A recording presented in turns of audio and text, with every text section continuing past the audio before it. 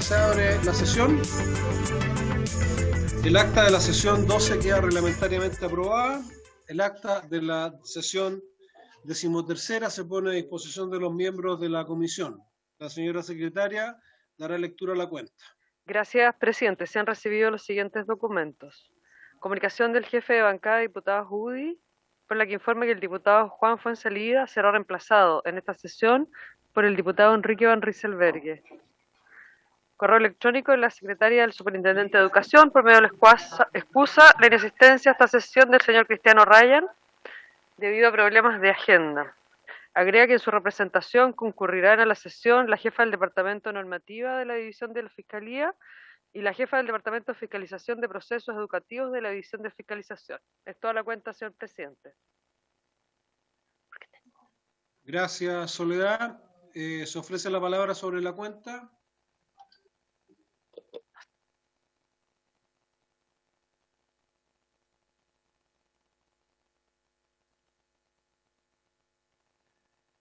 Muy bien, se ofrece la palabra en temas varios.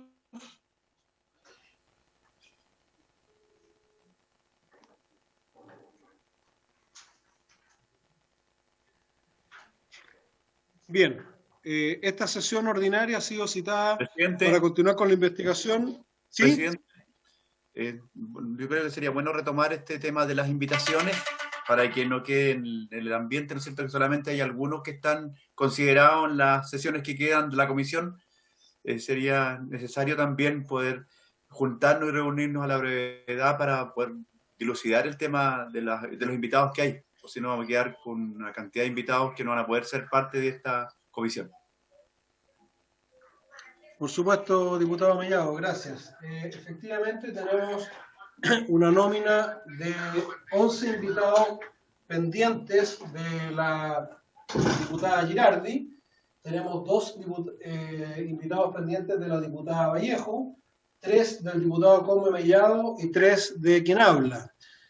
Ahí ingresó la diputada Girardi. Yo les estaba proponiendo antes del inicio de la sesión que como mañana la mayoría de nosotros vamos a estar presenciales, pudiésemos reunirnos durante la mañana para concordar. Yo les puedo mandar ahora por WhatsApp los invitados que han venido y los invitados que están pendientes para mañana poder concordar el calendario, porque nos quedan 3 sesiones útiles. Y en estas 3 sesiones útiles tenemos que invitar en el periodo al ministro de Educación para que se haga cargo y dé cuenta de los distintos temas que se han planteado.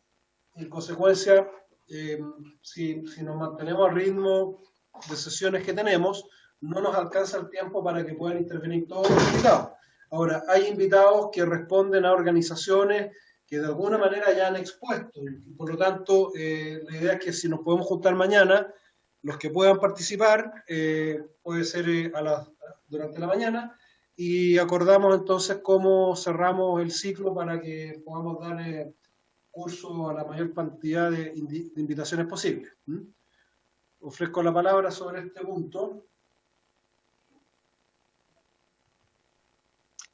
De acuerdo, presidente, veámoslo mañana. De acuerdo. Yo les propongo entonces mañana juntarnos, si les parece, puede ser media hora antes de la Comisión de Educación, de manera que nos reunamos en la misma sala donde vamos a sesionar, los que quieran y puedan, para que resolvamos el tema de la invitación. ¿Estás de acuerdo, Come?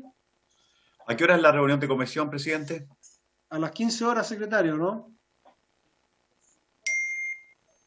A las 15 de educación mañana. Entonces, También es Enrique. de acuerdo, juntémonos a las 14:30. Perfecto. Y debatimos y resolvemos este tema y en función de eso organizamos el resto del calendario. ¿Hay de acuerdo? Ok. Ya, muchas gracias. Gracias. Entonces, damos inicio a la sesión, que como dije ha sido citada para continuar con la investigación. En razón de lo anterior, hemos invitado al secretario ejecutivo de la Agencia de Calidad de la Educación, señor Daniel Rodríguez, y han concurrido en representación del superintendente de Educación, la jefa del Departamento Normativa de la División Fiscalía, señora Magdalena Badilla, y la jefa del Departamento de Fiscalización de Procesos Educativos de la División de Fiscalización, señora Daniela Maureira. Tal como se acordó en la sesión segunda celebrada el 1 de marzo pasado, contamos con la presencia de la directora de Educación Pública, María Alejandra Greve, acompañada por el jefe de la División de Implementación de los Servicios Locales de Educación Pública, señor Alfredo Romero, y el asesor, señor Guillermo Said Yarur. Ofrezco la palabra entonces en primer término al secretario ejecutivo de la Agencia de Calidad de la Educación, señor Daniel Rodríguez. Gracias, presidente. Saludar primero a los diputados presentes, a usted, presidente, a la directora de Educación Pública y su equipo, y al equipo de la superintendencia. Tengo una presentación, presidente. Estoy inhabilitado para ponerla toda. La secretaria ahí le va a dar el pase inmediato. Lamentablemente no puedo. Por favor, ¿No de puede? informática. No puedo porque no estoy con... Y soporte está escuchando, ¿no? Sí, Para que dé el... soporte de informática no está escuchando. Sí, ya hay autorización. Ahí sí, estoy autorizado. Ahí sí, Muchas gracias. Muy impresionante la eficiencia de... En esto somos muy eficientes en el Congreso. No, en todo, presidente, en todo, presidente. Bien.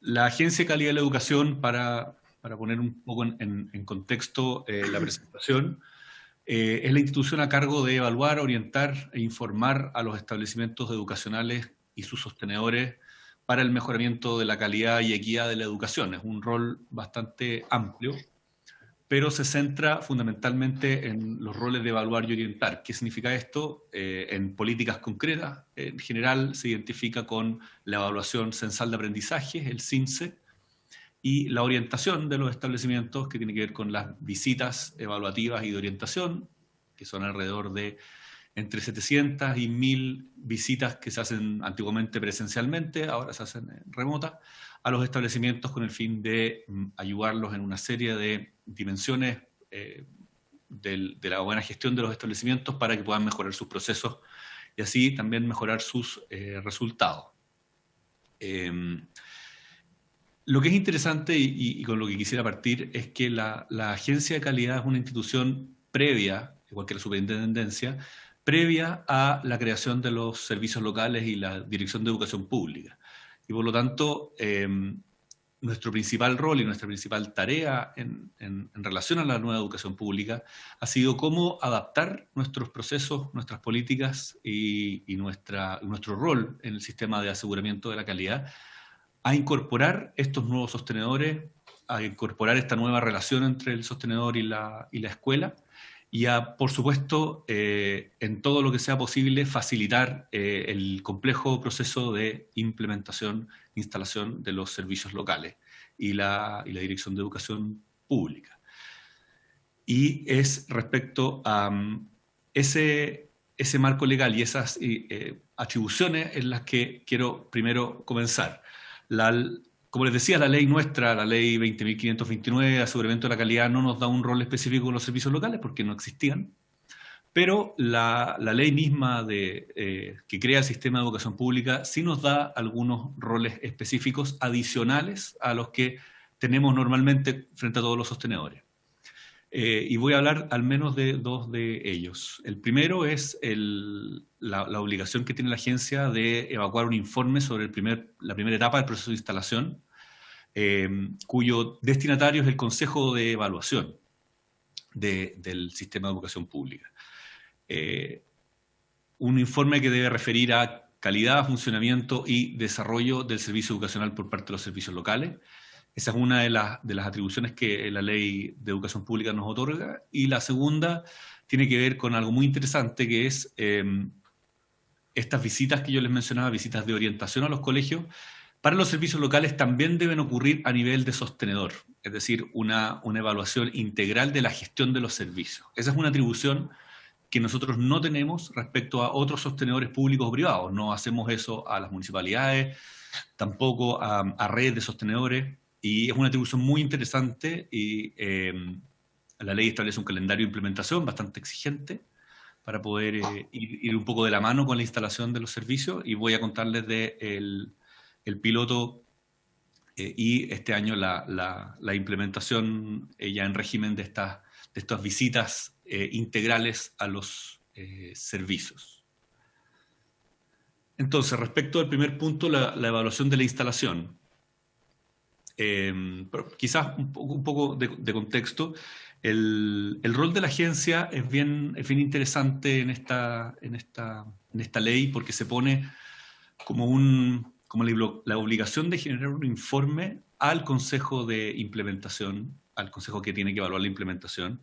Y la ley, a pesar de que figura estos tres conceptos de calidad, funcionamiento, y no recuerdo el otro,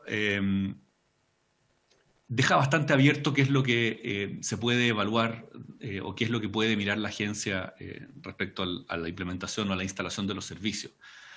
Y fue un desafío muy interesante, metodológicamente muy desafiante, pero también estuvo lamentablemente bastante atravesado, presidente, por la contingencia, tanto desde 2019, desde el paro extenso de profesores, pasando por los eventos que se llaman usualmente el estallido social, y luego la pandemia. Ha sido realmente difícil tanto mantener un método consistente de evaluación como también levantar los datos. Por lo tanto, fue una cosa más bien compleja de hacer, pero igual manera la agencia la llevó a cabo y se presentó muy a principios de año, me parece que fue en marzo, no recuerdo bien la fecha, o en febrero incluso. No, fue en febrero. Febrero de este año que se presentó al Consejo este informe, que es muy extenso. Aquí voy a hacer solo un resumen, y de hecho un resumen solo de las conclusiones. No voy a entrar a lo metodológico, pero no tengo inconveniente, presidente, si la comisión así lo requiere, de compartir el informe. Entonces voy a ir directo a los resultados del informe. Lo primero fue darnos cuenta o constatar una desigualdad que persiste dentro de los servicios locales. Desigualdad educacional, me refiero, que tiene que ver es una constatación bastante obvia, porque tiene que ver con la misma razón por la cual estos servicios fueron creados originalmente, o por lo menos de la idea matriz de la ley, que fue lograr mayor equidad en territorios más extensos que una comuna. Bueno, lo que hemos notado es que esta desigualdad a 3 años de la implementación, que, como les decía, es poco tiempo, y además tuvimos bastantes complicaciones en términos de investigación de terreno debido a los hechos del año pasado y el anterior. Esta desigualdad o esta inequidad no ha podido ser solucionada en su mayor parte, y es una cosa que se observa adentro de cada uno de los servicios. Yo creo que es importante constatar, además de la diversidad entre los servicios, también la heterogeneidad que adentro cada servicio sigue teniendo y probablemente mantenga por mucho tiempo. Entonces, a la hora de evaluar los servicios o estudiarlos o describirlos, es muy importante tener en cuenta que la desigualdad o los territorios que lo componen fueron, en términos educativos, tratados de manera distinta durante a lo menos 40 años. Y por lo tanto es muy, muy difícil hacer una evaluación de cambios radicales o cambios muy, muy, muy observables en apenas 3 años de implementación, sin por eso desmerecer el volumen de los cambios que el cambio de administración establece. Lo segundo, y quiero ser que esto se entienda muy, muy bien, lo que uno observa en los territorios que han sido pasados a servicios locales o iban a pasar a servicios locales, porque también nos tocó evaluar algunos servicios que estaban en transición, uno ve desempeños en términos de evaluación CIMSE, de puntaje CIMSE, inferiores a las medias nacionales e inferiores a los establecimientos particulares subvencionados de las comunas que lo conforman. Y quiero ser muy cuidadoso aquí en qué es lo que estoy diciendo. No estoy diciendo que haya absolutamente ninguna relación entre la implementación de los servicios locales y los resultados CIMSE. Quisiera descartar eso muy claramente. Lo que se observa es que si uno compara los resultados CIMSE de los establecimientos traspasados con los establecimientos particulares subvencionados del mismo territorio o del promedio del país, estos están por debajo. Y eso es relativamente obvio, presidente, porque se priorizó en la elección de los servicios locales comunidades que requerían con más urgencia la mejora de su administración municipal, y por lo tanto era esperable que fueran, digamos, de menor desempeño que otros en esta idea de priorizar a los que más necesitan el cambio. Pero aún viendo durante la trayectoria, si bien nada puede establecerse de forma de causa y consecuencia, lo que uno observa es que los resultados de los servicios locales en términos de aprendizaje, como se mide en el CIMSE, siguen siendo bajos. Y es importante no perder esto de vista. Si bien, nuevamente, quiero insistir para evitar malas interpretaciones, no estamos haciendo aquí ni causa ni consecuencia, ni establecer, ni hacer ninguna evaluación respecto a la efectividad de esta política en los aprendizajes, no queremos hacer eso. Lo que sí tenemos que observar es que aquí tenemos necesidades educativas urgentes, más urgentes que en el promedio del sistema público. Y por supuesto, y con esto cierro el punto anterior, perdón, presidente, es muy importante seguir monitoreando los aprendizajes en estos servicios, y eso va a tener que ver con las conclusiones de este informe, que me voy a referir un poquito más adelante. Uno de los puntos más altos y más reconocidos por los directores de servicios locales, por las comunidades, a través de las entrevistas que hicimos y los análisis que se hicieron, es el valor de la Estrategia Nacional de Educación Pública y la capacidad de esta estrategia de generar un foco y un plan común para todos los servicios locales y eventualmente para toda la educación pública. Y esto es muy valioso porque era uno de los objetivos de la Ley de Educación Pública, generar un propósito para la educación pública, un propósito unificado o por lo menos convergente respecto a qué debe hacer y cuál es el rol de la educación pública. Y la Estrategia Nacional lo consigue, y en términos administrativos y en términos de gestión, los servicios son muy convergentes en eso. Y es algo muy positivo para un proceso tan sumamente complejo y tan sumamente demandante, tener un norte, tener un objetivo común, y que todos los instrumentos de planificación, todas las gestiones se alineen a ese propósito único. Es algo que quizás se subestima como su importancia, pero es una importancia central, sobre todo en esta etapa en la que todos sabemos cuando las cosas comienzan pueden empezar a perderse, a desviarse los objetivos, a diluirse. La estrategia permite, nosotros notamos en nuestro estudio que la estrategia permite mantener esa coherencia.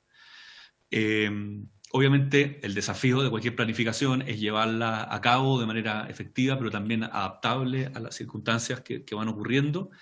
Y también notamos que si bien hay mucha claridad en los territorios y en los servicios locales respecto a la planificación que ellos deben cumplir y a las ideas fuerza que impulsa la Estrategia Nacional de Educación Pública, materializarlo es aún algo pendiente, lo cual es relativamente esperable dado el poco tiempo que lleva implementación esta política.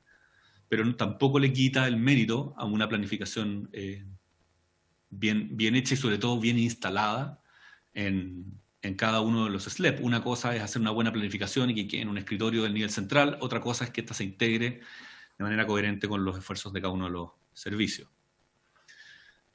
También notamos algo bien interesante, y que si uno estudia la constitución de esta comisión, también nota preocupación en esa materia, y nosotros la verdad vimos algo distinto. La participación. Lo que notamos es que las disposiciones de participación que están en la ley han sido implementadas. Ha habido una participación muy profusa en la implementación de la educación pública, mucho más de la que existía en el mundo municipal, por decirlo de alguna manera, y esta efectivamente ha ocurrido. Sin embargo, notamos, los mismos actores notan una dificultad para llegar a las escuelas y a los estudiantes y a los apoderados en esta participación. Es decir, es una participación todavía, al parecer, más bien institucional, es decir, los consejos locales, el comité directivo, operan, pero no parecen llegar aún a identificar las necesidades, las preocupaciones y las demandas de estudiantes y padres, y obviamente de las escuelas. Notamos que ahí falta todavía un paso adicional más allá de lo institucional. Y notamos cosas bastante interesantes. Primero, la dificultad que implica reemplazar las redes de apoyo y las redes de contacto municipales. Notamos en varias entrevistas que los padres y apoderados y también las escuelas usaban sus redes dentro del sistema municipal para facilitar o lograr objetivos que beneficiaran a la comunidad o hacer ver problemas o hacer ver urgencias. Y cuando estas redes son reemplazadas por el servicio local y de alguna manera se desaparecen o se difuminan, el servicio local parece menos efectivo en términos de acción política, de efectividad política, para conseguir objetivos, que es lo que era la red municipal. Y esto es muy importante a la hora de evaluar el sistema, para decir de alguna manera,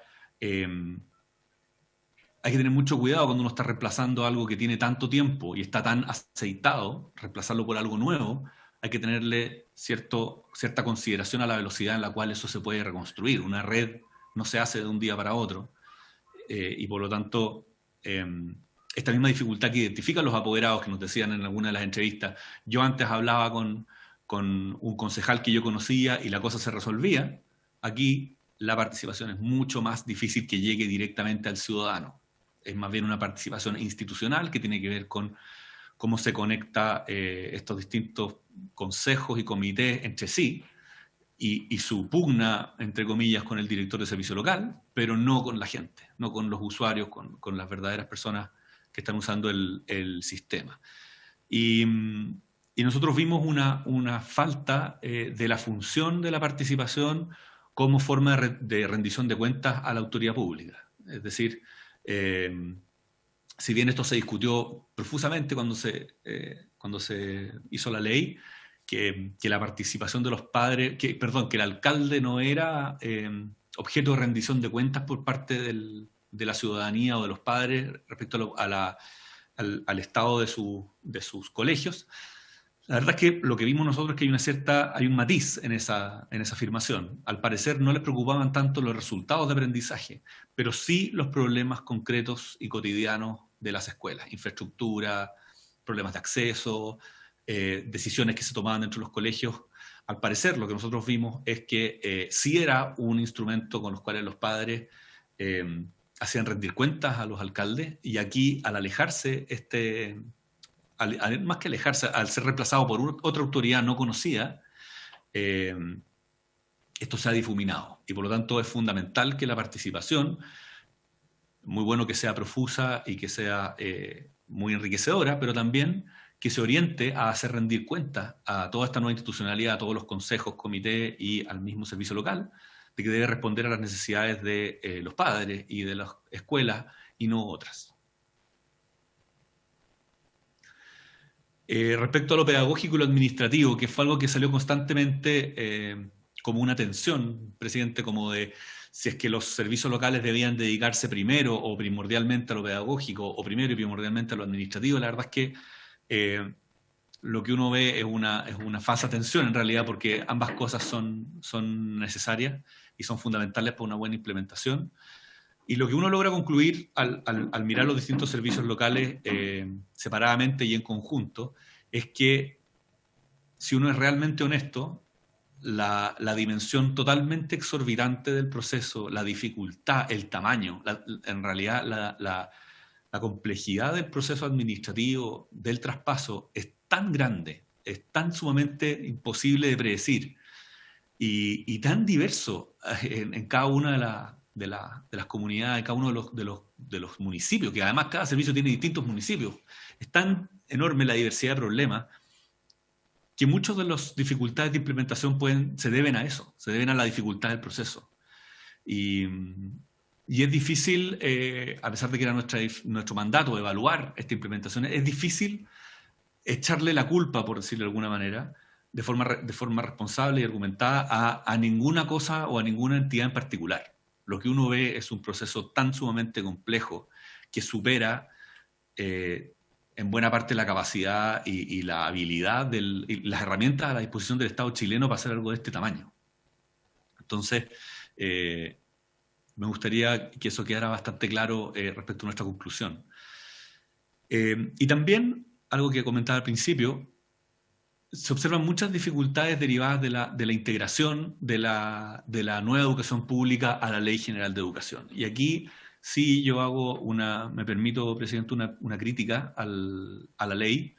En ocasiones la Ley de Educación Pública hace uno percibir que el sistema de educación pública estaría aislado, sería algo aparte, un universo paralelo al resto del sistema.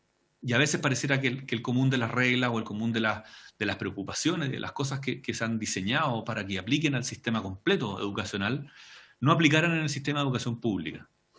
Aunque uno lo escucha más de las personas que participaron de la ley que de la misma ley, si uno nota una especie de voluntad secreta o no explícita en la ley, que quizás más bien un deseo de que la educación pública no sea parte del sistema o no esté tan integrada al sistema. Y eso uno lo nota, en particular respecto al aseguramiento de la calidad y sobre todo al rol de sostenedor de los servicios locales. Y me parece que esas son a mí, estas dos cosas que les comentaba, las dificultades a la hora de equilibrar lo pedagógico y lo administrativo. Es decir, quizás siendo aún más, ¿cómo decirlo?, más claro, es que hay una expectativa de que este sostenedor no sea un sostenedor como los demás, o por lo menos que no haga más que lo que un sostenedor normal hace, sino que haga otras cosas, y que no haga lo que un sostenedor normal debiera hacer. Y eso es algo que la ley es muy clara. La Ley General de Educación establece que los SLEP son un sostenedor, pero a veces parece que tuviéramos expectativas de que fuera otra cosa, y la ley no dice eso. Y eso es algo que es esa tensión la que al parecer dificulta las expectativas respecto al sistema. Y en esto de las expectativas, presidente, notamos también algo muy interesante, que de nuevo es un problema que uno podría esperar o natural de la dimensión de la tarea que se está haciendo, que es algo que habló muchas veces el profesor Beley cuando defendió esta norma cuando se discutía, que es el nivel intermedio o la novedad del nivel intermedio. Él siempre hablaba, pero no estar citándolo mal, que el sistema chileno adolecía de la ausencia de un nivel intermedio, que sí tenían otros sistemas educativos y por lo tanto era muy importante crear los SLEP porque iban a ser el nuevo nivel intermedio que el sistema público chileno necesitaba. Y efectivamente se creó este nivel intermedio, pero lo que tenemos hoy día, o lo que nosotros detectamos, es una dificultad de conceptualizar este nivel intermedio. Es decir, bueno, tenemos de aquí hacia arriba está el Ministerio de Educación, de aquí hacia abajo está el sostenedor y el establecimiento, o de aquí abajo está el establecimiento, y entre medio no había nada. Hoy día creamos algo y nos cuesta mucho como sistema pensar en este nuevo servicio y darle un espacio y darle atribuciones que no sean naturalmente entregadas al ministerio o a las escuelas. Quizás uno puede hacer casi un paralelismo con los gobernadores regionales. Es decir, al crear un nuevo espacio, uno tiende a replicar lo que ya conoce, pero en realidad acá las atribuciones que se le dan son distintas y yo creo que como sistema no hemos resuelto muy bien cuál es el rol que juega. A mi modo de ver, en lo personal, yo creo que juega el rol de un sostenedor, pero a veces por toda la estructura que la ley crea alrededor de los SLEP, son más que un sostenedor. O el solo hecho de que sean servicios públicos ya los hace más que un sostenedor. Entonces, la pregunta es, ¿debe seguir cumpliendo el rol del sostenedor? ¿Debe buscar su propia escala? ¿Debe recrear la escala? Y para que esto no parezca solo palabrería, presidente, quiero dar un ejemplo que nos salió directamente en las entrevistas y en los análisis. Un servicio local nos comentó que la primera vez que llamó era una persona que trabajaba en el servicio local, que la primera vez que llamó a una escuela, que había sido muy recientemente, todo el sistema se había incorporado muy recientemente, llamó y le pidió una reunión, sin decirle el tema. Y se juntaron y cada uno, en el fondo, el director de la escuela y el SLEP traía su tema. Y el SLEP le dijo, mire, yo tengo en tabla para esta reunión revisar la implementación del currículum en biología, por ejemplo, no recuerdo bien el detalle, y también, muy importante, los nuevos lineamientos del servicio respecto a convivencia escolar. Y la escuela le contesta, chuta, yo tenía en el temario los reemplazos de la profesora de inglés y el arreglo de las cañerías del techo. Entonces, es increíble ese ejemplo, que es real, era textual la situación, que nos muestra cuáles son las expectativas de cada escuela respecto a su sostenedor y las expectativas del sostenedor respecto a la escuela. O sea, mientras que el SLEP iba en una postura en que era primordial lo pedagógico, que era muy bien, la escuela tiene una expectativa totalmente de gestión administrativa, que puede ser más similar a lo que uno ha visto en los DAEM municipales. Y está bien, o sea, es natural que exista esta dificultad o esta distinta comunicación, pero claramente tenemos que resolverlo, de alguna manera. A mí me parece que la vía administrativa es posible, o sea, yo no creo que sea necesario un cambio en la ley, porque la ley es clara, a mi modo de ver, pero sí debemos avanzar o más bien debemos considerar estas diferencias de expectativa a la hora de entender cómo se está implementando este sistema. Que es equivalente a decir, yo tengo una nueva estructura arriba que no sé exactamente lo que hace, no sé exactamente lo que quiere, y lo que yo naturalmente le voy a imputar es lo que hacía mi antigua estructura ahí mismo, que no es necesariamente ni lo que la ley establece, ni lo que se quiere, digamos, empujar para un mejoramiento. Por lo tanto, como pongo ahí en la presentación, presidente, yo creo que es muy importante que los SLEP logren desempeñarse en su propia escala y coordinarse y reordenarse junto con otros actores del territorio, como el Mineduc, los municipios, los colegios, para encontrar su espacio ideal. ¿Cuáles fueron nuestras recomendaciones? Y con esto termino esta parte, presidente, respecto a la implementación de los servicios locales, al Consejo de Evaluación. Nosotros dijimos esta misma frase, y queremos que sea leída la frase y no interpretada de otra manera. Nosotros lo que observamos fue que la dimensión de la tarea que está llevando la Dirección de Educación Pública y el Ministerio de Educación es tan sumamente grande que va mucho más allá de problemas en la ley o de problemas de gestión. Tiene que ver con las dificultades de llevar a cabo algo tan sumamente grande y complejo, y que por lo tanto adecuar, en ningún caso detener, pero adecuar la tasa de SLEP nuevos a implementar, que estaba establecida en la ley, que eran 15 al año, adecuar esa tasa a la baja, podría ser beneficioso para el proceso. Lamentablemente esta recomendación no fue atendida por la mayoría de los consejeros del Consejo, pero nosotros les hicimos ver que más tiempo implicaba primero algo clave, que es que las altas expectativas que me atrevo a decir todos tenemos de este nuevo sistema, no sean afectados, no sean disminuidos, no sean dañados por una implementación demasiado acelerada. Creo que vale la pena apostar por este sistema, y si decidimos apostar por este sistema hay que darle el tiempo para que las expectativas que tenemos no se vean decepcionadas solo por un tema de tiempo.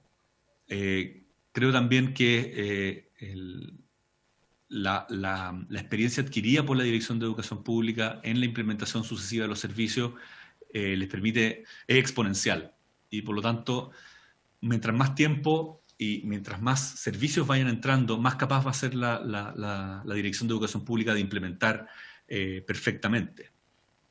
Pero hay un tema que no se conversa y que no se conceptualiza tan frecuentemente, que es que la Dirección de Educación Pública solo va conociendo los problemas de los SLEP a medida que ocurren, porque no eran fáciles de predecir. Eso quiere decir que en la práctica conocemos los problemas de un SLEP que lleva 1 año, conocemos los problemas de un SLEP que lleva 2, 3 y 4 años, pero no sabemos los problemas que van a surgir en los SLEP que llevan 5, 6, 7 años. Entonces, y no podemos tampoco decir que los problemas de un SLEP de 5 años, 6 años van a ser exactamente los mismos que los de primer, segundo, tercer año. No sé si se entiende, pero quiero decir que los problemas de los SLEP futuros no son conocidos y van a tener que ser administrados por la Dirección de Educación Pública. Y por lo tanto, no es que una vez que un SLEP no es como materia pasada, materia olvidada, SLEP implementado, SLEP olvidado, al revés. Lo que uno ve es que el vínculo con la DEP y el trabajo que se requiere para orientar esos SLEP se mantiene de forma permanente y no necesariamente decreciente. Entonces, evidentemente, para cuidar los traspasos, el tiempo es un buen activo a tener.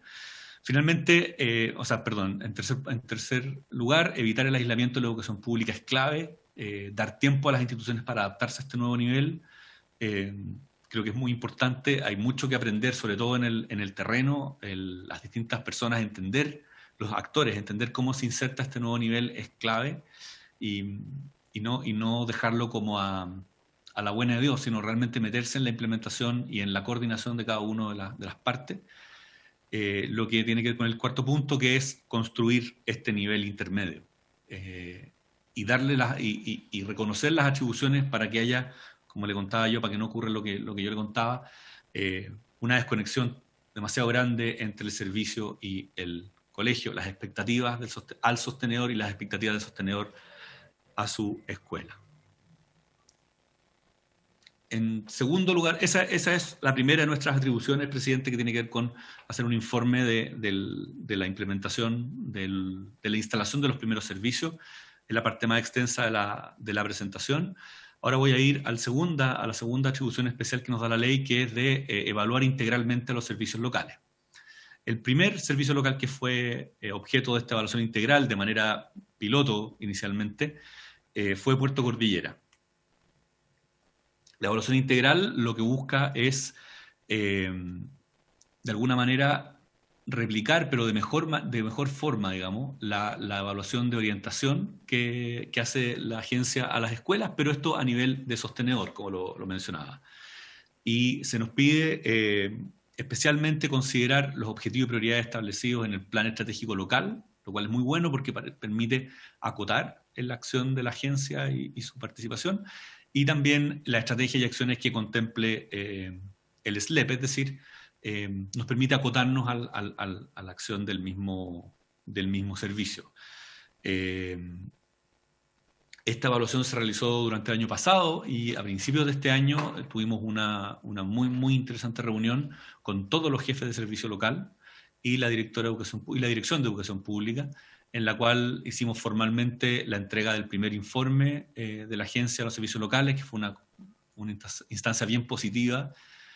Pudimos conversar de ese informe frente a todos los directores de SLEP, bajar un poco la tensión de lo que implica una evaluación, y me parece que fue realmente exitoso y muy positivo. El informe fue muy bien recibido por las comunidades, por la misma jefa del SLEP, así que creo que ahí hay una cosa muy positiva de la implementación del sistema. A veces uno se queda muy pegado en las cosas que no funcionan. Bueno, esto funcionó y salió bien. Era un instrumento que no se había hecho nunca, que no existía en las leyes anteriores y que permite una aproximación de la agencia al nivel de servicio local. El calendario, esto puede que haya variado, discúlpenme, pero el calendario implica que este año, además de lo que ya hicimos de Puerto Cordillera, iremos a otros dos servicios más, creo, 2 servicios más. Y lo que es interesante, bastante providencial, justamente el día de hoy comenzó el trabajo en terreno, entre comillas terreno virtual, en el SLEP de Barranca, que es el próximo SLEP a evaluar. Justamente partía hoy, así que espero que sea muy exitoso y feliz de compartirle los resultados. Entiendo que es uno de los SLEP de preocupación de la comisión. Una vez que tengamos los resultados, feliz de presentarlo. Y bueno, ahí la ley establece un calendario bastante exigente, como les decía, y que tenemos que ir evaluando los SLEP a medida que se van instalando. ¿Qué es lo que evaluamos? Esto solo para dar una idea a la comisión. Los 4 ejes clásicos de los estándares indicativos de desempeño: liderazgo y visión estratégica territorial, apoyo a la gestión pedagógica, formación ciudadana, convivencia y participación, y gestión de recursos. Estos, si alguno conoce los estándares con los que se evalúan las escuelas, son parecidos pero distintos, porque estamos orientados a un sostenedor, no a un establecimiento. Perdón.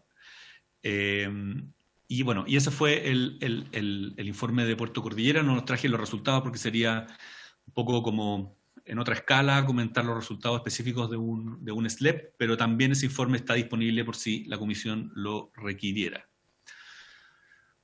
Otro espacio de trabajo conjunto que hemos tenido con la educación pública, y aquí es donde también me interesa reforzar más el punto, presidente, que son los esfuerzos a veces no tan vistosos que ha hecho toda la estructura educacional para adaptarse a los nuevos servicios y para poder incluirlos dentro del sistema y que no se vaya generando un sistema aparte, que es, en lo personal, mi mayor preocupación, que la educación pública no se vaya aislando del resto del sistema educacional, que sería, digamos, algo no deseable. ¿Qué más ha hecho la agencia respecto a los sostenedores? Bueno, les contaba del pilotaje de Puerto Cordillera, ahí está la portada del informe, y hoy comienza el trabajo en terreno en Barrancas, ya les comenté. También nosotros hemos hecho bastantes cosas específicas para los servicios locales. Por ejemplo, sistematizamos casi todas las iniciativas que tenemos para todos los colegios. Por ejemplo, las mentorías, que son unas asesorías directas a los colegios por parte de los evaluadores en el contexto de la pandemia. Lo que hacemos con los servicios locales es entregarles un consolidado solo para ellos, una especie de valor agregado a cada uno de los SLEP en relación a otros sostenedores. Y en este caso, además de hacer mentoría, la mentoría van a apuntar a los colegios. Bueno, en los servicios locales nosotros les entregamos un consolidado de lo que ocurre en cada uno, en todas sus escuelas, es decir, en su servicio local. También tenemos que felicitar y agradecer la colaboración de la Dirección de Educación Pública y de los servicios locales para la implementación del sistema de aseguramiento de la calidad de la educación parvularia, que además se implementó en plena pandemia, fue bastante exitoso, y la colaboración y la gestión que se puede llevar a cabo con los servicios locales es realmente extraordinaria y facilita muchísimo el trabajo. Y los servicios locales dependientes, los jardines dependientes de los servicios locales pudieron ser mucho más rápidamente integrados a la evaluación, y fue una gran colaboración que tuvo muy buenos resultados en términos de gestión. Y ahí se ve la ventaja de los SLEP frente a otros sostenedores un poco más, ¿cómo decirlo?, dispersos como las municipalidades.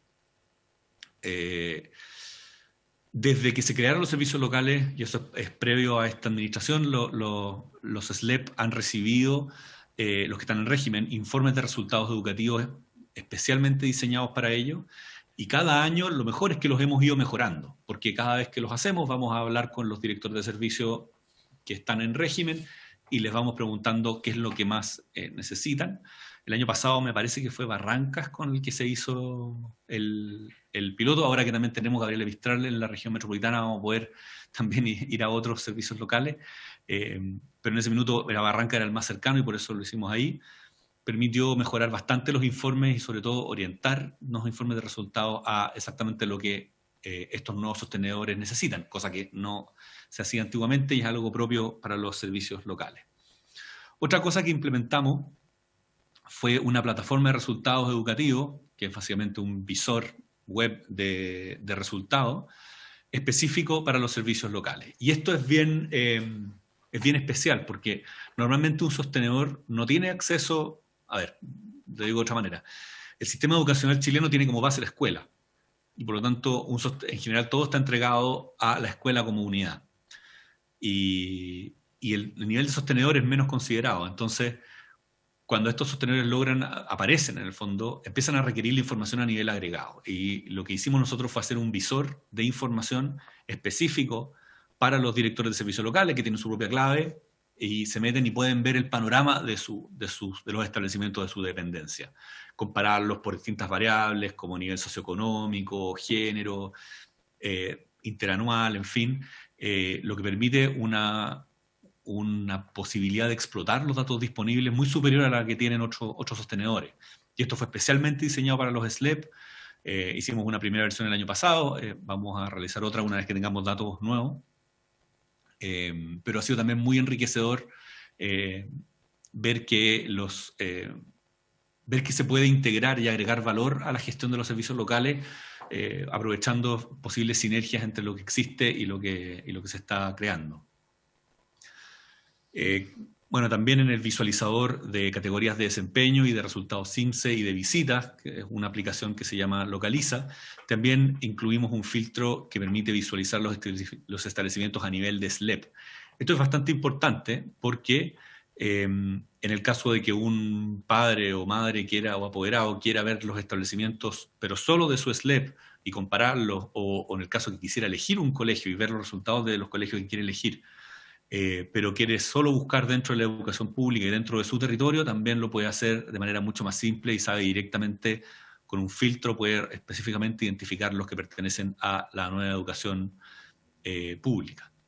Hemos hecho talleres de uso de datos, distintos tipos de talleres especialmente orientados a los equipos técnicos de los SLEP. También es algo que no hacemos usualmente con otros sostenedores y que hemos podido probar con ellos y ha sido muy, muy positivo. Hemos conseguido un intercambio muy importante de información. Espero que la comisión no considere esto demasiado pedestre para andar contándolo acá, pero la verdad es que la agencia tiene muchísima información, muchísimos datos de hace mucho tiempo además. Y por lo tanto, asegurar un muy buen flujo de datos entre los servicios locales, la Dirección de Educación Pública y la agencia era un objetivo clave que conseguimos hace poco y ha sido muy, de forma formal me refiero, ha sido muy positivo. Y también hemos podido compartir ciertos instrumentos, herramientas con los equipos técnicos de los SLEP, lo que nos ha permitido también mejorar y el desarrollo profesional de nuestros propios funcionarios, haciendo una colaboración muy, muy interesante. Por lo tanto, solo quería contarles esto, presidente, para mostrar que hay un lado muy, muy positivo y muy potente de cómo esta nueva institucionalidad puede integrarse a la institucionalidad vigente, que hay muchas oportunidades, que si uno mira debajo quizás de la primera capa, hay muchísimas oportunidades que se pueden aprovechar y se están aprovechando. Y que, bueno, necesitamos más ayuda y más fuerza para seguir aprovechando las oportunidades que nos da este nuevo actor en el sistema. Y hay que darle un poco de tiempo para que logre consolidarse bien. Muchas gracias, presidente. Esa sería mi presentación. Muchas gracias, Daniel. Muy, muy completa e interesante la presentación. Le vamos a dar la palabra, no sé quién va a hablar primero de la superintendencia o si va a hablar solo una persona. No, presidente, buenas tardes, vamos a hablar las dos y yo que pido el permiso para poder compartir la pantalla, por favor. Muy bien, Daniela, pues, ¿usted va a partir? Va a partir Magdalena y después voy a continuar yo, pero yo voy a presentar. Muy bien. Informática le va a dar ahí el permiso.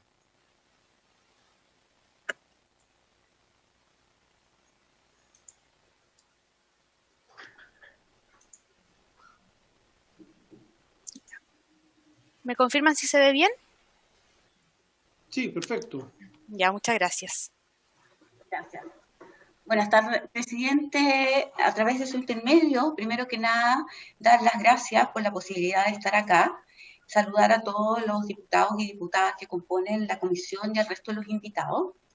Y también, en primer lugar, aclarar que el superintendente no pudo estar presente hoy día porque la citación a esta sesión llegó el día viernes y él tenía un compromiso previo que tenía que cumplir. Por lo tanto, esa es la razón de que él no esté acá presente. Yendo al punto fundamental de la exposición, tenemos que tener en claro que, tal como lo mencionaba el secretario ejecutivo de la Agencia de la Calidad, la Superintendencia de Educación forma parte también del Sistema Nacional de Aseguramiento de la Calidad, pero tiene un rol distinto al que puede tener la agencia. ¿Y por qué es diferente? Porque de acuerdo al artículo 48 de esta ley, se entrega a este organismo facultades para fiscalizar, para revisar que efectivamente los sostenedores cumplan, por una parte, con la normativa educacional y además que utilicen los recursos fiscales que les son entregados a través de distintos medios, a través de distintas subvenciones, en conformidad a la ley, ¿verdad? Son dos facultades distintas que un poco más adelante les voy a explicar cuál es la importancia de hacer esta distinción. Para efectos de esta exposición, solamente nos vamos a referir a las facultades fiscalizadoras y las facultades sancionadoras. No obstante, la ley en el artículo 49 entrega muchas otras facultades a esta institución, algunas más operativas, otras más prácticas, pero en definitiva, para acotar el tema que trata la comisión, solamente nos vamos a referir a esos dos puntos. Por otra parte, es importante también hacer presente que la superintendencia puede actuar de oficio o también puede actuar previa denuncia que haya hecho un particular o alguna otra organización que forma parte del sistema de aseguramiento de la calidad. Y en este punto es relevante hacer presente que al tratar la superintendencia de fiscalizar a través de manera autónoma y partiendo desde su propia voluntad, se crean los planes anuales de fiscalización, que son un instrumento vivo en el sentido que no permanecen necesariamente pétreos en el transcurso del año, sino que se van acomodando a las necesidades que se van presentando de acuerdo al transcurso del tiempo. Por ejemplo, en este caso fue fundamental poder adecuar nuestros planes de fiscalización a la realidad que estamos viviendo con la pandemia COVID. Entonces, eso es tremendamente importante tenerlo y hacerlo presente, ¿ya? Lo otro que también quería aclarar, que era lo que le decía hace un momento atrás, es que las funciones de las tareas de la superintendencia son diversas en el sentido de, por una parte, verificar el cumplimiento de las obligaciones educacionales por parte de los sostenedores, porque implica una revisión en terreno, que obviamente en este tiempo se tiene que hacer en manera remota, pero implica una constatación de hechos. Voy a dar algunos ejemplos. Normativa educacional de registros. Los establecimientos tienen que llevar registros de matrícula, registros de asistencia y otros varios. Y en realidad se trata de una norma muy pormenorizada y que conlleva muchas obligaciones para los sostenedores. Tenemos también las medidas de higiene, que en este momento han cobrado gran relevancia también por el tema de COVID y que nosotros también hemos creado una circular especial respecto a la materia para poder asegurar la tranquilidad de tanto los componentes de el servicio docente como de los estudiantes que conforman parte de los establecimientos. Otro ejemplo que puedo dar es la infraestructura de los colegios, que también nosotros tenemos una legislación muy detallada de cuáles son las condiciones que tienen que cumplir los edificios en la práctica en que se instalen los establecimientos educacionales. Entonces, ahí, por ejemplo, seguimos hablando de normativa educacional. Y, por otra parte, pero no menos importante, está la existencia y la obligación que existe, y es muy relevante, de la existencia de un reglamento interno, ¿verdad? Que regula las relaciones al interior del establecimiento de que se trata. Esos serían los ejemplos que voy a dar para no alargar más la presentación. Ahora, en cuanto a la fiscalización de la rendición de cuentas, lo que nosotros observamos es que efectivamente el presupuesto fiscal que se haya entregado a la institución que corresponda, efectivamente se haya destinado a fines educacionales. Los fines educacionales están establecidos y nosotros tenemos que verificar que se hayan utilizado en nada más que en los que están acotados en la norma. Y por otra parte, como tenemos también subvenciones especiales, en esos casos como la SEP, por ejemplo, también tenemos que verificar que la utilización de los recursos que les ha sido entregado a través de esta subvención se hayan utilizado en conformidad a lo que establece esta norma. Es importante acá señalar, sí, presidente, que la superintendencia en razón de la facultad que le entrega la ley en cuanto a interpretar la normativa educacional, ha ido flexibilizando en el transcurso de la pandemia la utilización de los recursos que se entregan a través de esta subvención.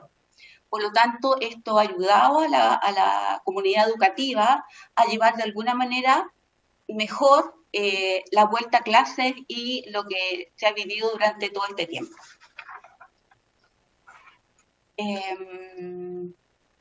Como les decía, para esta presentación, aparte de las facultades de fiscalización, que son las que me referí anteriormente, la superintendencia tiene facultades sancionadoras, ¿ya?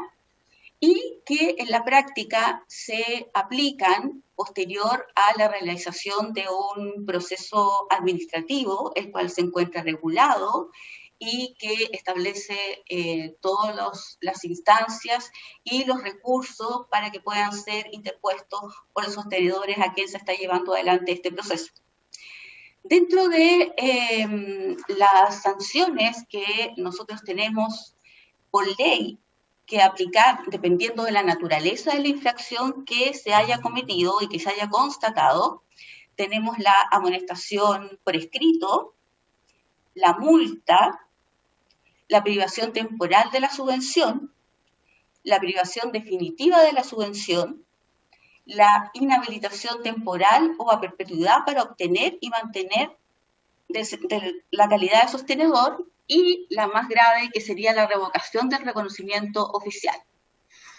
Acá es importante tener presente algo práctico, que en definitiva, cuando nosotros aplicamos una multa, estamos reduciendo el presupuesto con que cuenta ese establecimiento para poder llevar adelante su proceso educativo.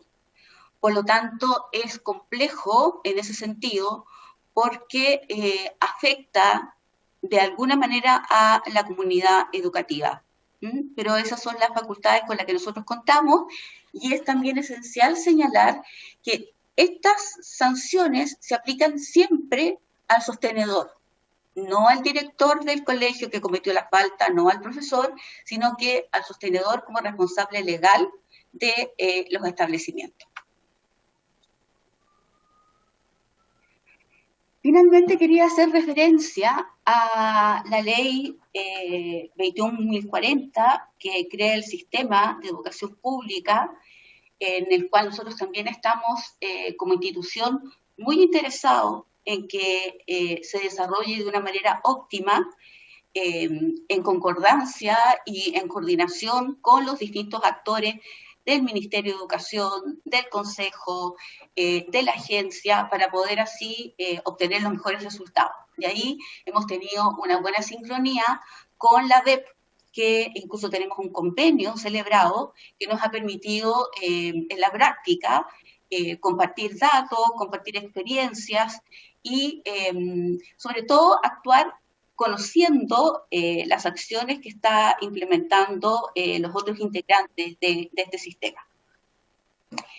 Lo importante de esta norma es que, además de las facultades que la ley orgánica le entrega a la Superintendencia de Educación, esta norma, en su artículo 25º transitorio, entrega una facultad especial a la superintendencia que consiste en la revisión del cumplimiento de las obligaciones de los convenios de transición. Entonces, es una facultad, como les decía, distinta, porque es una facultad que nos lleva a otra instancia diferente de lo que comúnmente nosotros estamos viendo. Y acá también es de suma importancia tener claridad en que en la celebración de estos convenios por parte del municipio y por parte de los sostenedores, existe dos fases, si ustedes quieren verlo de una manera. La primera fase se presenta una propuesta de un plan de transición que establece los pilares, ¿verdad?, de cuál va a ser la forma en que se va a llevar a cabo este traspaso, se firma y con posterioridad se celebra este convenio de ejecución de este plan de transición previamente aprobado, ¿ya? Ahora, aquí hay un punto esencial que de hecho fue una labor que implicó mucho trabajo por parte de los distintos departamentos de la superintendencia, porque nos preguntamos, a ver, la ley dice expresamente que tenemos facultades para observar el cumplimiento de las obligaciones del convenio de ejecución del plan de transición, pero tenemos facultades para poder verificar y revisar el plan de transición. Y después de un largo análisis, llegamos a la conclusión que en la medida en que el convenio de ejecución hiciera referencia al plan de transición, sí teníamos facultades para revisar también este plan de transición. Por lo tanto, entendemos, de acuerdo a esta interpretación que nosotros dentro de nuestras facultades hemos hecho, que tenemos la posibilidad de revisar ambos instrumentos.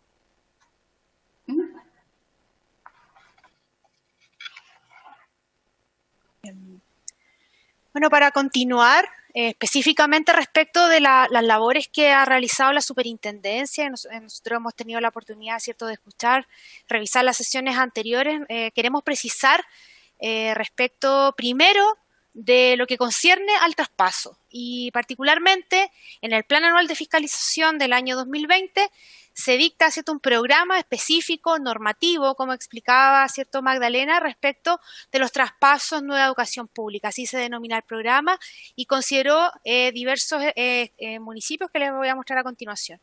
¿Qué fue lo que nosotros revisamos? Ya entendiendo que tenemos una facultad muy acotada que es respecto, ¿cierto?, de la fiscalización de los convenios de ejecución del plan de transición, que es la facultad que nos entrega la ley 21.040, es primero la entrega de información respecto del artículo 21º, los contratos convenios vigentes, los inventarios de bienes muebles, los inventarios de bienes inmuebles y la nómina de personal.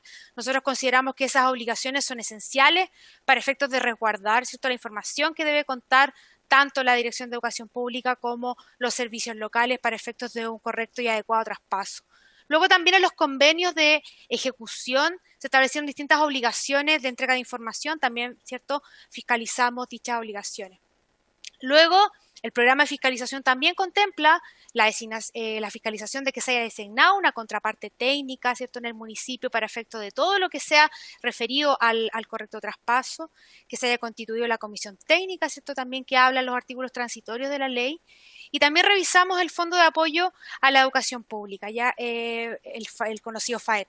Particularmente porque los convenios de ejecuciones de los planes de transición, cuando hablan de la entrega y transferencia de recursos, lo que hacen es derivar esta obligación a los convenios de ejecución, a los convenios FAEP, perdón. Y por lo tanto, entonces nosotros primero fiscalizamos que se hayan hecho las adecuaciones a dichos convenios y que se haya utilizado los recursos en lo que se obligó el sostenedor municipal para efectos del adecuado traspaso, que principalmente era pago de remuneraciones. Luego también nosotros revisamos en el programa de fiscalización que se haya pagado correctamente, ¿cierto?, las cotizaciones y las remuneraciones también en base a muestras de profesionales de la educación. Y finalmente revisamos, ¿cierto?, la entrega de un informe financiero que estaban obligados los sostenedores municipales para el traspaso. Todas estas obligaciones, ¿cierto?, fueron fiscalizadas y fueron fiscalizadas en todos estos servicios, en el servicio local de Atacama, los municipios que componían este servicio, Alto de Valparaíso, Colchagua y Yanquihue. Acá fue fundamental que, como ya se ha dicho en otras sesiones, Valparaíso no firmó, ¿cierto?, el convenio de ejecución y el plan de transición y por lo tanto entonces nosotros se nos limitó mucho las facultades de fiscalización respecto de ese municipio en particular. Ya una vez que, como ya hemos señalado varias veces, nosotros tenemos facultades, solo podemos mirar el tema del traspaso cuando hay convenios de ejecución. Y por lo tanto, entonces este fue el universo de sostenedores que fueron fiscalizados en dicho programa. ¿Qué ocurrió en el programa? Ya el programa aplicó entonces para 15 sostenedores, eran 16 los que estaban en la muestra, pero hubo un sostenedor que fue el de Tierra Amarilla que no entregó información. Y esto, presidente, es bastante relevante porque se entiende que los municipios, una vez que traspasan el servicio educativo, ya no tienen obligación, ¿cierto?, de responder a la superintendencia y ya, por lo tanto, entonces ellos consideran en algunos casos que no corresponde entregar la información. Y por lo tanto, es particular y es bastante relevante ahí, ¿cierto?, las facultades que se le otorgan a la superintendencia respecto de las fiscalizaciones de este traspaso por todas las necesidades que hay, ¿cierto?, de resguardar el correcto cumplimiento de dichas obligaciones. El programa se instruyó en noviembre. ¿Por qué esa fecha? Porque fue durante el año 2020 que se tuvieron la firma de los primeros convenios, los planes de transición y los convenios de ejecución. Y al mes de abril, ¿cierto?, se dispuso la finalización de dicho programa. ¿Qué pasó en el programa, cierto? Nosotros tenemos dos etapas de fiscalización, una etapa original y una etapa de seguimiento. En la etapa original, ¿cierto?, todos los municipios tuvieron observaciones y en la etapa de seguimiento, que es cuando nosotros vamos a mirar que se hayan corregido las obligaciones, ¿cierto?, que se puedan corregir, hubieron solamente 14 sostenedores y uno que tuvo observaciones subsanadas. ¿Qué significa esto entonces? Que se derivaron, ¿cierto?, instrucciones de proceso administrativo y esos procesos administrativos conllevan a la aplicación de las sanciones que Magdalena les señaló con anterioridad. Entonces, mientras más acciones de fiscalización realice la superintendencia, hay un porcentaje mayor de probabilidad de que se apliquen sanciones y que esas sanciones se descuenten de la subvención y en este caso, ¿cierto?, si es que no perciben subvención, se pueda perseguir su cumplimiento en la Tesorería General de la República. ¿Cuáles fueron los cumplimientos? Porque también hubieron cumplimientos del programa. 67% de los sostenedores entregó información al Ministerio de Educación de los miembros de la Comisión Técnica. Un 60%, ¿cierto?, nombraron la contraparte técnica luego de haber firmado el convenio de ejecución, lo que nosotros consideramos es fundamental para efectos de un correcto traspaso. Un 60% de los sostenedores acreditaron acciones de coordinación con otros municipios pertenecientes al servicio local, que también es una de las obligaciones que se establece en los artículos transitorios. Un 60% entregaron al MINEU el inventario de bienes muebles y un 53% acreditaron el pago efectivo del sueldo líquido del personal. Entonces, esos fueron los cumplimientos del programa, ¿cierto?, que vimos reflejados en que efectivamente se resguardaron ciertos derechos educacionales y bienes jurídicos del traspaso propiamente tal. ¿Cuál es el incumplimiento? Por otra parte, ¿cierto? Un 100% no entregó el informe financiero previo al traspaso y yo creo que la obligatoriedad de entregar ese informe es fundamental para efectos, ¿cierto?, de tener un panorama general respecto de cuál es la situación financiera del establecimiento y del municipio en particular.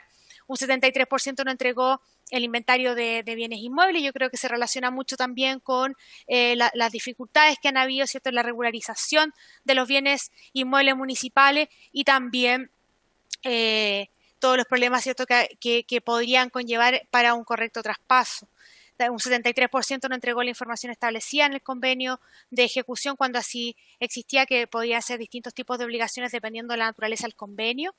Un 67% formalmente no realizó las modificaciones al convenio FAEP, que es uno de los pilares fundamentales también para poder contar con los recursos para el traspaso de los establecimientos educacionales, y un 60% no acreditó el pago efectivo de las cotizaciones del personal, cuestión que, como usted, señor presidente, ya conoce bien y la comisión también, es una de las principales problemáticas que se ha establecido en diversos sostenedores de establecimientos educacionales, no solo municipales, sino que también en otros tipos de sostenedores. Esos fueron los incumplimientos más reiterados respecto del programa de fiscalización que, como ya señalé, se instala y se realiza específicamente para resguardar un correcto traspaso respecto de las funciones muy acotadas que tenemos en virtud de la ley 21.040 para poder ser garantes del correcto traspaso. Ahora bien, en esta tabla, nosotros después podemos enviarle la información que tenemos en Excel.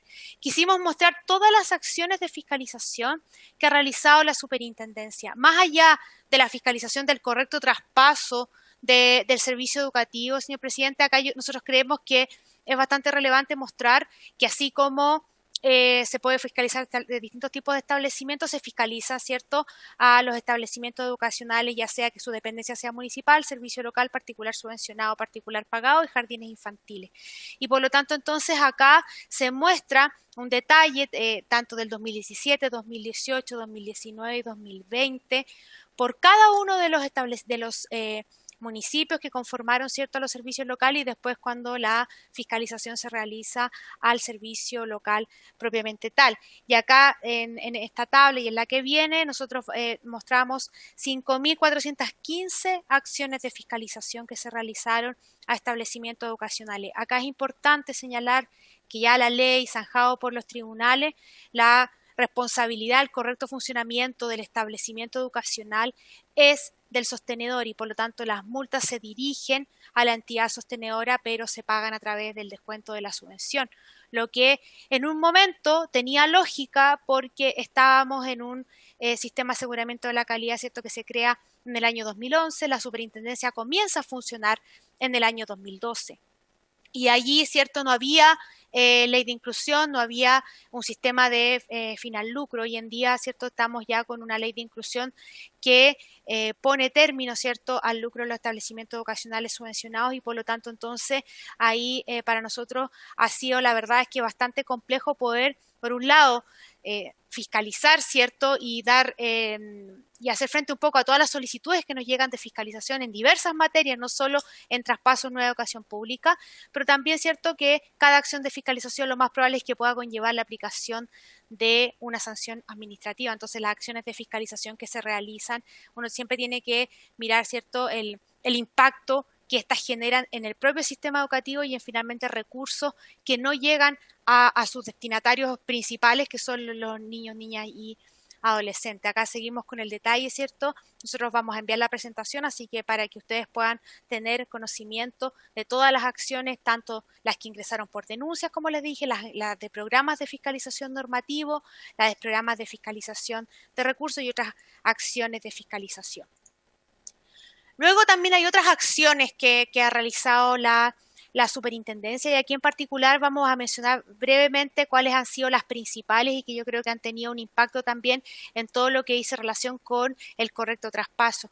En primer lugar, se señaló por las consejeras del Consejo para el Sistema de Evaluación de la Educación Pública, ¿cierto?, que las facultades para poder perseguir a los municipios luego de traspasado el servicio educativo, la verdad es que no tenía la superintendencia facultades.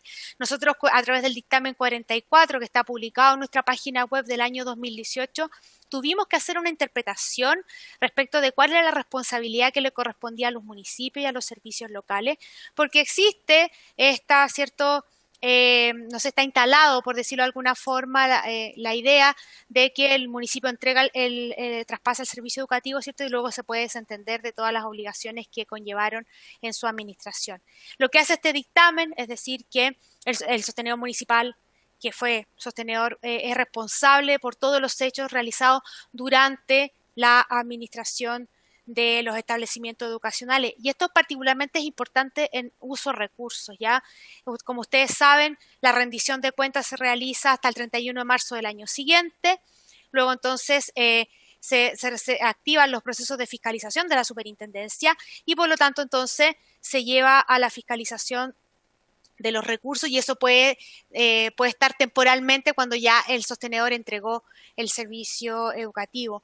Nosotros acá en este dictamen interpretamos, ¿cierto?, y como servicio, ¿cierto?, apuntando a la importancia de los traspasos y de acotar la responsabilidad de los servicios locales y de los municipios a que dicha obligación, ¿cierto?, seguía al sostenedor de establecimiento educacional. Claro, aplicamos una sanción, pero ya no hay subvención donde se pueda ejecutar y por lo tanto entonces esta se tiene que ejecutar directamente, ¿cierto?, a la corporación municipal o al municipio propiamente tal. Entonces ahí también hay un problema, ¿cierto?, ligado a lo que señalaban, ¿cierto?, las consejeras en las sesiones 9 y 10, de que efectivamente la responsabilidad de los municipios está bastante diluida quizás en los artículos transitorios y si no firman un convenio, por ejemplo, de ejecución, la verdad es que es bastante difícil poder perseguir alguna responsabilidad ante la falta de la entrega de información. También nosotros hemos estado en coordinación con la DEP, ¿cierto? Varias instancias. Primero la firma un convenio de colaboración en la cual la información que ellos tenían la compartimos y viceversa para poder hacer más fluido, ¿cierto?, el tema del traspaso y pedirle a los sostenedores efectivamente la información que no tengamos disponible, pero generar una red para poder tener dicha información.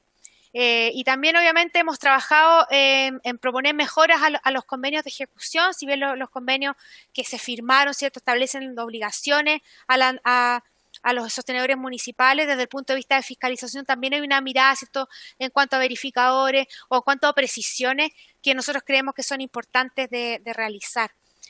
También la superintendencia realizó mejoras a la plataforma de rendición de cuentas y nosotros creemos que es importante haber adecuado la plataforma. Esto es una acción que se realizó para poder recibir la rendición de cuentas de los servicios locales.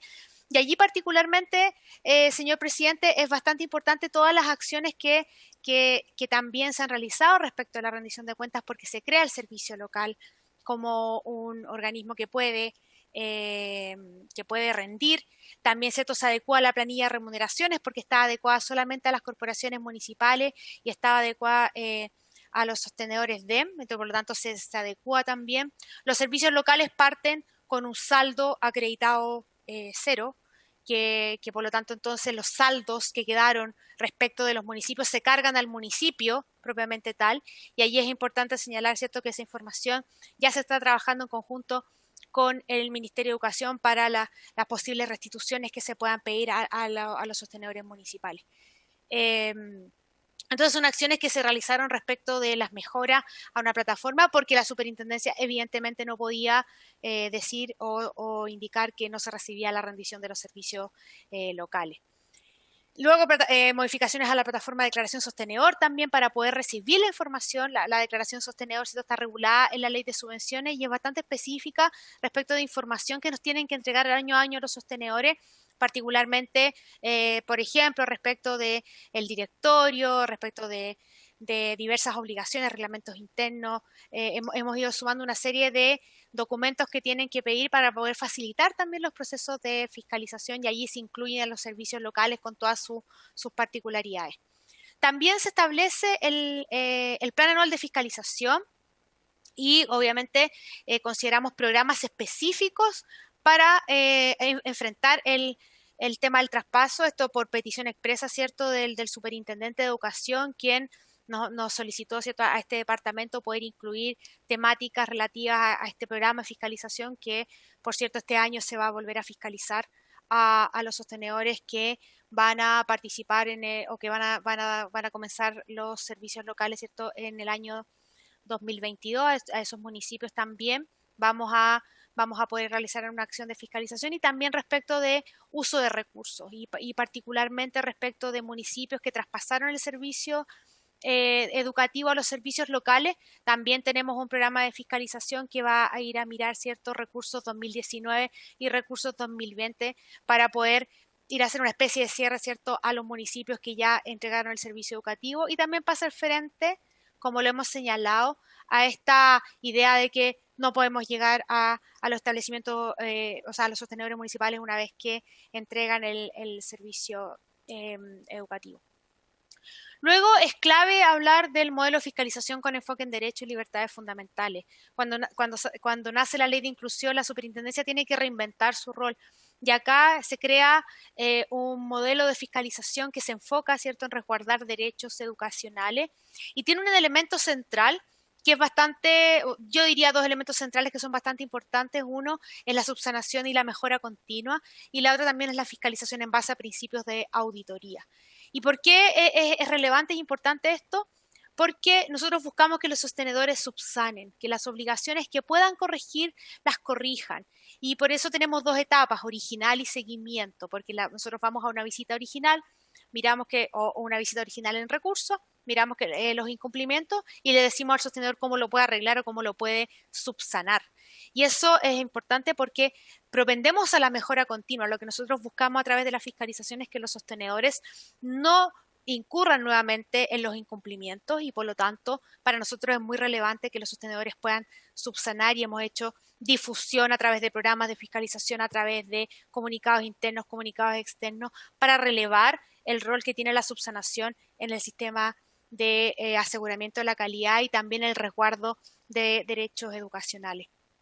También, señor presidente, la superintendencia ha sido pionera en establecer las metodologías de determinación de muestra, porque como bien lo dijo también el señor Contralor en su presentación en esta comisión, nosotros trabajamos en base a sistemas de muestra. Los sostenedores de establecimientos educacionales tienen que cumplir alrededor de 2.800 obligaciones. Nosotros hicimos un catastro en varios años de ver cuáles son las obligaciones que tienen que cumplir y la superintendencia fiscaliza 12.000 establecimientos educacionales, 6.000 jardines infantiles, 5.400 sostenedores aproximadamente que perciben subvención. Es el organismo regulador más grande del país y por lo tanto entonces para nosotros tenemos que priorizar, no podemos fiscalizar todo, lamentablemente nos gustaría poder llegar a todos los establecimientos y a todas las obligaciones, pero por eso el plan anual es la carta de navegación que prioriza cuáles van a ser las obligaciones que vamos a fiscalizar y por eso entonces en el año 2021 a petición del superintendente se prioriza también todo lo que es el tema del traspaso y de los municipios, pero los sostenedores de servicios locales pueden caer dentro de una muestra de fiscalización por un programa de admisión, de reconocimiento oficial, de recursos CEP, si es que ellos a través del sistema de Machine Learning son detectados como riesgosos o por los sistemas aleatorios. El sistema Machine Learning lo que hace, ¿cierto?, es priorizar las fiscalizaciones en base a riesgo y hace mucho más certero determinar a quiénes vamos a ir a fiscalizar, porque como ya lo señalé, no podemos ir a fiscalizarlos a todos. Entonces, es importante también cómo la superintendencia se ha ido adecuando a las diversas tecnologías que hoy día nos permiten ser mucho más certeros en nuestras muestras de fiscalización. También es importante señalar respecto de las fiscalizaciones que durante el año 2020 la superintendencia adecúa sus fiscalizaciones a una denominada fiscalización remota o administrativa y lo que implica, ¿cierto?, que la superintendencia, ¿cierto?, realiza a través de fiscalizaciones en las cuales no concurre al establecimiento educacional y pide la información, ¿cierto?, a través de una plataforma que se denomina CIE Cloud y la fiscalización, ¿cierto?, se realiza desde las oficinas y ahora en cuarentena, ¿cierto?, desde las casas de los fiscalizadores.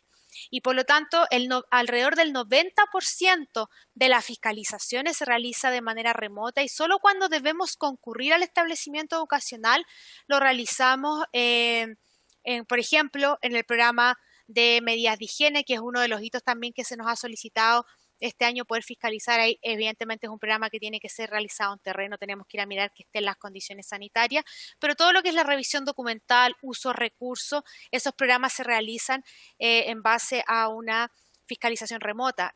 Significó cambiar la lógica de fiscalización y adecuarse en este contexto, pero esto también nos permitió poder realizar y ejecutar el programa, ¿cierto?, de fiscalización de traspasos Nueva Educación Pública. Así que eso también es un hito. Este año seguimos fiscalizando de esa forma y nos hemos adecuado a esta implementación. Y finalmente el informe para el Consejo de Evaluación del Sistema de Educación Pública. Durante el mes de febrero del año 2021, la superintendencia trabajó a través de diversos departamentos en la entrega de toda la información que requería el dicho consejo y se entregaron las acciones de fiscalización, las mejoras a los convenios, todo un poco un resumen quizá de lo que yo les estoy mostrando hoy en día también se elaboró en base a ese informe que es bastante completo respecto de todas las acciones de fiscalización y de todas las acciones en general que ha realizado la superintendencia. Acá les estoy mostrando el plan anual de fiscalización, ¿cierto?, que fue aprobado en el 30 de diciembre del año 2020, o sea, con anterioridad incluso a estas sesiones. y tiene estos dos programas, ¿cierto? Que es el de establecimiento educacionales traspasados SLE, recursos 2019-2020, que es un programa que tenemos pronosticado para poder emitir durante el mes de agosto de este año, y el traspaso Nueva Educación Pública, que es un programa de fiscalización que se va, que como ya les señalé, comenzó el año 2020, se terminó durante el 2021 y ahora va a incluir la nueva muestra de fiscalización de los programas, entendiendo también la relevancia y la importancia que tiene la correcta fiscalización de los traspasos. Y para finalizar, Daniela, ya. ¿sí? Esta es la última lámina. Y para finalizar, ¿cierto? Entendiendo los tiempos que tenemos, ¿cuáles son las propuestas de fortalecimiento de la facultad de la superintendencia en el contexto del traspaso? Primero, una mayor delimitación legal de la responsabilidad de los municipios, ¿cierto? En cuanto al traspaso, las obligaciones. Como ya se dijo también, la existencia de una... de que el convenio, el plan de transición y convenio de ejecución sean obligatorios de firma, eso consideramos es relevante para poder asegurar un correcto traspaso. Dotación de contenido de algunas obligaciones que están en la ley para nosotros poder realizar el programa de fiscalización. La verdad que fue bastante complejo de atendía a las obligaciones y particularmente, por ejemplo, de que se va a considerar por inventario de bienes muebles o inventario de bienes inmuebles también. Para nosotros es súper importante que podamos, ¿cierto?, tener ese contenido, porque qué es lo que le vamos a exigir a los municipios. Si yo exijo más allá de lo que dice la ley, nosotros nos llevan a revisión judicial nuestras resoluciones y nuestras sanciones. Y por lo tanto, entonces, nosotros podemos actuar solo respecto del contenido de normativa educacional. Y eso, por eso es importante, ¿cierto?, cuáles son las obligaciones que están establecidas y cuál es el contenido. Luego también las resoluciones de traspaso del 22º transitorio, ahí hay un plazo de 2 meses. La verdad es que nosotros creemos que ese plazo debiera aumentarse porque las resoluciones de traspaso son los documentos que establecen la carta fundamental también de los traspasos en cuanto a la dotación de personal, bienes muebles y bienes inmuebles. Y por lo tanto para nosotros es importante tener ese marco para poder ir a mirar después qué información se entregó, cómo se entregó y cuál fue el detalle. Nosotros, señor presidente, estamos muy de acuerdo con lo que señaló las consejeras de la Comisión de Evaluación en cuanto a que la información que entregan los municipios es muy diversa, dispersa, incompleta en algunas ocasiones y por lo tanto entonces mientras más claridad desde la ley, desde los reglamentos que se tengan que dictar, desde las instrucciones de la DEP y desde lo que fiscalicemos nosotros, podamos propender a que la mayor cantidad de información se entregue y que esa información sea la relevante y la concreta. Entonces, eso haría conversar también con el 21º transitorio ese plazo de 6 meses que creemos que es importante para efectos de una correcta fiscalización. Los compromisos del sostenedor de los convenios de ejecución, como ya lo dije también, la firma del convenio obligatoria es esencial para efectos del correcto traspaso. También creemos que es importante tener claridad respecto de las fechas de instalación de los servicios servicios locales, y que van a traspasar el servicio educativo y que permitan una mayor planificación de la fiscalización propiamente tal. Sabemos que está en estudio, es cierto que hay un proyecto de ley que puede cambiar las fechas. Para nosotros eso es relevante también poder contar la mayor cantidad posible porque como ustedes pudieron ver, las diversas obligaciones que se fiscalizan, cierto, requieren de una planificación, de también preparar a los fiscalizadores en materia nueva para que ellos puedan fiscalizar estos establecimientos y estos municipios. Y bueno, programas de fiscalización normativa y de recursos también que nosotros hemos dispuesto como superintendencia para efectos de poder hacer pie a este traspaso y a lo complejo que entendemos que ha sido este proceso de instalación y que sabemos que va a seguir siendo. Eso, señor presidente, para finalizar, transmitir, ¿cierto?, las palabras del superintendente en el sentido de que para nosotros estamos comprometidos con el rol, ¿cierto?, que nos corresponde respecto de la nueva educación pública. Sabemos lo relevante y estamos a disposición para todos los requerimientos que nos realicen, tanto de información como de fiscalizaciones, y para poder aportar desde el rol fiscalizador, pero también el rol de acompañamiento que realiza la superintendencia respecto de un correcto y adecuado traspaso, ¿cierto? Y poder velar que finalmente el Ministerio de Educación cuente con toda la información y que también los servicios locales, ¿cierto? La Dirección de Educación Pública tengan todos los insumos necesarios para poder garantizar este traspaso. Esa es la presentación de la superintendencia. Señor presidente, muchas gracias. Muchas gracias, Daniela y Magdalena. Les llamará la atención. El señor presidente me ha pedido excuse porque debió retirarse por razones de responsabilidad y compromisos. Se cumplió el tiempo en el que estaba contemplada esta comisión y sesión, entonces le rogaría a los señores parlamentarios que pudieran dejar anotadas sus preguntas, y porque necesariamente el señor presidente titular deberá convocar a una continuación de esta sesión, porque nos ha parecido de gran interés las presentaciones hechas y seguramente hay muchas consultas que realizar. Estimados colegas, estimados invitados y invitadas, agradecemos muchísimo su participación en esta y habiéndose cumplido el objeto de esta sesión, se levanta. Hasta la próxima.